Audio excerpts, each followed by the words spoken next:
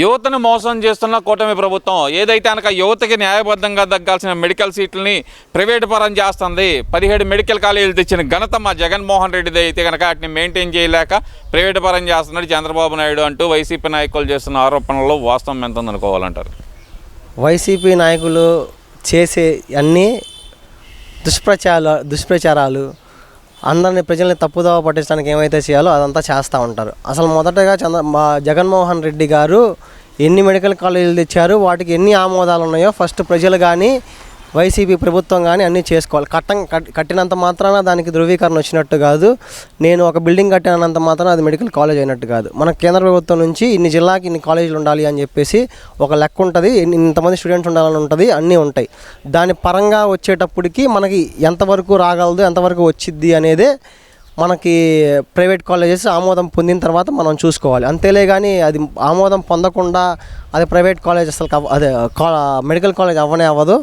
ఇంకోటి ఏంటంటే మన ప్రభుత్వం చేస్తుంది ఏంటంటే ప్రైవేట్ చేయట్లేదు, పీపీపీ అని చెప్పేసి పీపుల్ ప్రైవేట్ పార్ట్నర్షిప్ మీద ఆ కాలేజెస్ అయితే ఏమైతే ఉన్నాయో మెడికల్ కాలేజెస్ అవి సగమే అంటే పూర్తి ప్రైవేటైజేషన్ కాకుండా సబ్సీక్వెంట్గా గవర్నమెంట్ నడుపుతూ ఉంటుంది అన్నమాట.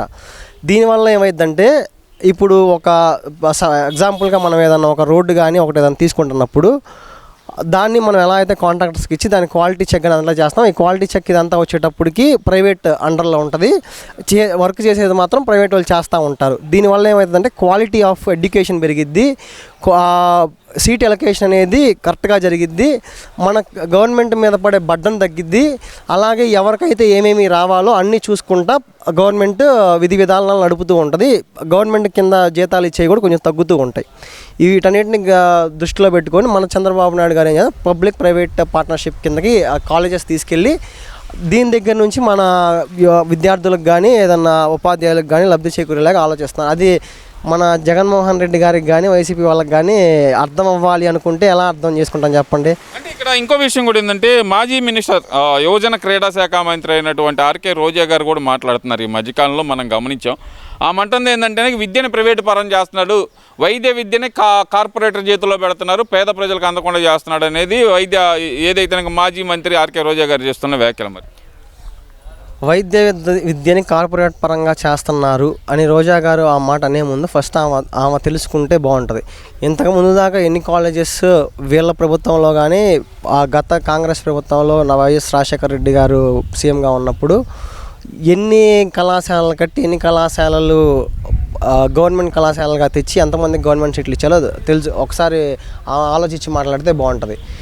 రెండవది ఏంటంటే అసలు మన ఆర్కే రోజా గారికి తెలిసిందల్లా తిరుపతి టికెట్లు అమ్ముకుంటాం, లేదా ఆ క్రీడల్లో ఏదో డబ్బులు దోచుకుంటాం తప్పితే ఆమెకేమీ తెలుసు అనేది నాకైతే తెలియదు. అసలు మన దౌర్భాగ్యం ఏంటంటే ఈ వైసీపీ గవర్నమెంట్ లాస్ట్ టైం ఉన్నప్పుడు ఏ శాఖకి సంబంధించిన వాళ్ళు ఆ శాఖకి ఏ రోజు మాట్లాడలేదు, ఈ రోజుకి మాట్లాడట్లేదు. దాని గురించి మాట్లాడితే విద్యాశాఖ మంత్రి గారు మన సురేష్ గారు మాట్లాడితే బాగుంటుంది. విద్యాశాఖ మంత్రి గారు సురేష్ గారు మాట్లాడితే బాగుంటుంది.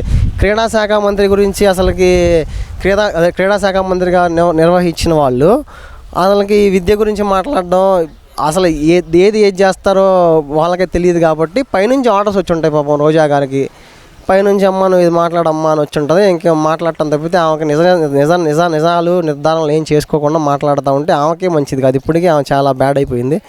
ఇంకనైనా ఆమె తెలుసుకొని మాట్లాడితే బాగుండిద్దేమో అని ప్రజల అభిప్రాయం. అంటే ఈ మధ్యకాలంలో కొడాలి నాని టోన్ని పేరు నాని వాయిస్లో భర్తీ చేస్తున్నారు అనుకోవచ్చు అంటారు. ఎందుకంటే కొడాలి నాని గురించి ఏం మాట్లాడాలన్నా సరే పేరు నాని బయటకు వచ్చి మాట్లాడుతున్నారు.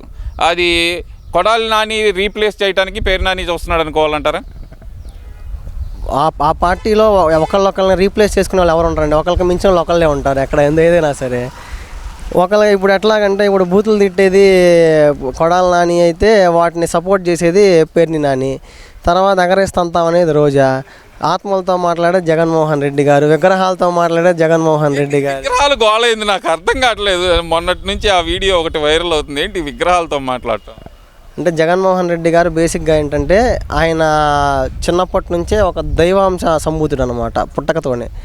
ఆయనకి ఎట్లా అంటే వాళ్ళ చనిపోయిన వాళ్ళ నాయనమ్మ గారు కానీ వాళ్ళ చనిపోయిన వాళ్ళ తాతయ్య గారు కానీ వీళ్ళందరూ ఈయనకు సాయంకాలం పూట ఈయన దగ్గర అపాయింట్మెంట్ తీసుకొని ఈయన కోసం గేట్ డోర్ బయట వెయిట్ చేస్తూ ఉంటారు. వీళ్ళ నాన్నగారు ఒక్కళ్ళు అపాయింట్మెంట్ తీసుకోవాల్సిన అవసరం లేదు, డైరెక్ట్గా అపాయింట్మెంట్ దొరికిద్ది అనమాట. అయితే గత కొన్ని రోజులుగా నాకు తెలిసిన సమాచారం ప్రకారం ఏంటంటే జగన్మోహన్ రెడ్డి గారు బెడ్రూమ్లోకి వెళ్ళట్లేదంట. అయితే రాజశేఖర్ రెడ్డి గారు బెడ్రూమ్లోనే వెయిట్ చేస్తున్నారు ఈయన కోసం.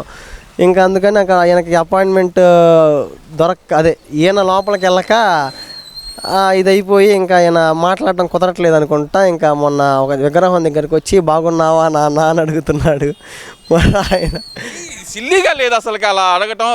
మామూలుగా చూసుకుందాం మనం, అసలుకి ఒక పార్టీ అధినేత, 5 సంవత్సరాలు ముఖ్యమంత్రిగా చేసిన లీడర్ అయ్యింది, విగ్రహాన్ని పలకరించడం అంటే అసలు ఎలా చూడాలి? తండ్రి మీద అభిమానం అంటారా, లేదంటే అంత అభిమానం ఉన్న జగన్మోహన్ రెడ్డి తల్లి మీద అభిమానం లేకుండా పోయింది అనుకోవచ్చు అంటారా? బతికున్న తల్లి దగ్గరకు వస్తే కనీసం దగ్గరికి రాని వ్యక్తికి తండ్రి మీద అభిమానం ఎలా ఉండిద్దని మనం అనుకుంటాం చెప్పండి. ఆయన కేవలం డబ్బు మీద అభిమానం, పదవి మీద వ్యామోహం, అలాగే ఆయన పదవి కాంక్ష మీద ఉన్న ఇష్టాన్ని అట్లాగా చేస్తూ ఉండేది. ఇదంతా జనాల్లో డ్రామాలు అనమాట. వాళ్ళ నాన్నని ముందుకు తీసుకెళ్ళాలి, ఇప్పుడు అందరికీ తెలిసిపోయింది ఈ వైఎస్ జగన్మోహన్ రెడ్డి అనే వ్యక్తి ఎట్లా పరిపాలన చేస్తాడు అనేది అందరూ చూసేశారు. లాస్ట్ టైం ఎట్లా ఉందంటే ఒక ఫోటోలో ఫస్ట్ వాళ్ళ నాన్న బొమ్మ ఉండేది, తర్వాత ఈయన ఫోటో పక్క, తర్వాత వాళ్ళ నాన్న బొమ్మ అసలు కనుమెరుగైపోయింది. ఇట్లా చేస్తున్నాడు ఆయన. ఆ రాజశేఖర్ రెడ్డి గారు కూడా ఎంతో కొంత మంచి పనులు చేశారు. ఆ తర్వాత ఈయన మంచి పనులన్నీ తుడిచిపెట్టుకుంటూ వచ్చేశారు. ఆ ఫోటో ఎట్లా అయితే మనుగడలో లేకుండా పోయిందో ఇది కూడా అలాగే మనుగడలో లేకుండా పోయింది. ఇప్పుడు ఈ కొత్త డ్రామాలు అనమాట. అక్కడికి వెళ్ళి ఏదో అట్లా మాట్లాడితే జనాల్లో కొంచెం సానుభూతి వస్తుంది, మళ్ళీ వాళ్ళ నాన్న రాజశేఖర రెడ్డి గారిని గుర్తు చేయొచ్చు అనే ప్రయత్నంలో ఇది కూడా ఒక భాగం. తండ్రి గారిని పలకరించిన జగన్మోహన్ రెడ్డి మరి బాబాయ్ గారిని ఎందుకని పలకరించలేకపోతున్నారు అనుకోవాలంటారు?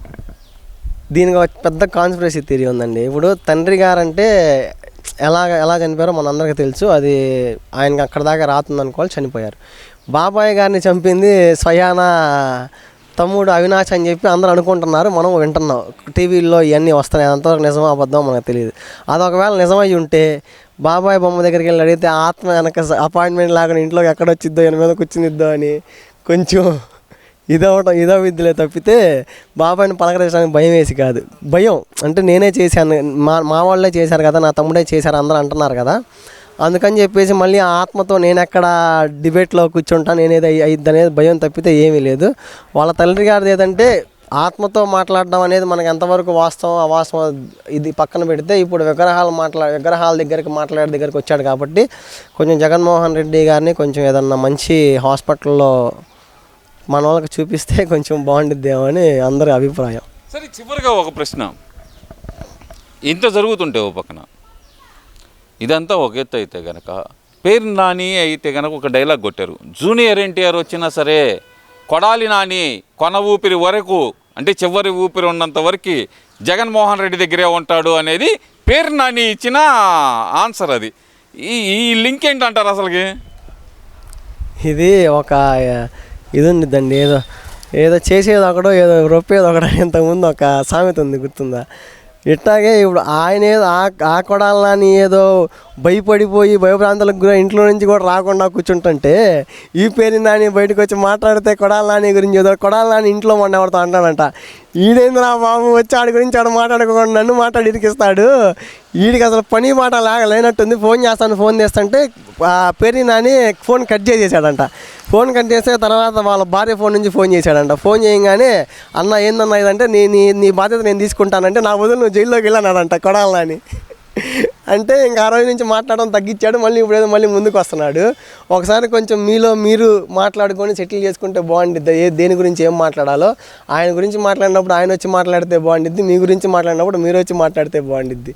అంతేలే కానీ ఆయన ఏదో అన్నప్పుడు మీరు వచ్చి మాట్లాడి, మిమ్మల్ని ఏదో అన్నప్పుడు రోజా గారు వచ్చి మాట్లాడి, ఆఖరికి మీరు ఇట్లా మాట్లాడుకుంటూ జగన్మోహన్ రెడ్డి గారిని ఏమన్నా అంటే ఎవరు వచ్చి బయట మాట్లాడుకోకుండా ఉండే ఛాన్స్ వచ్చేసింది. జాగ్రత్తగా ఉండండి.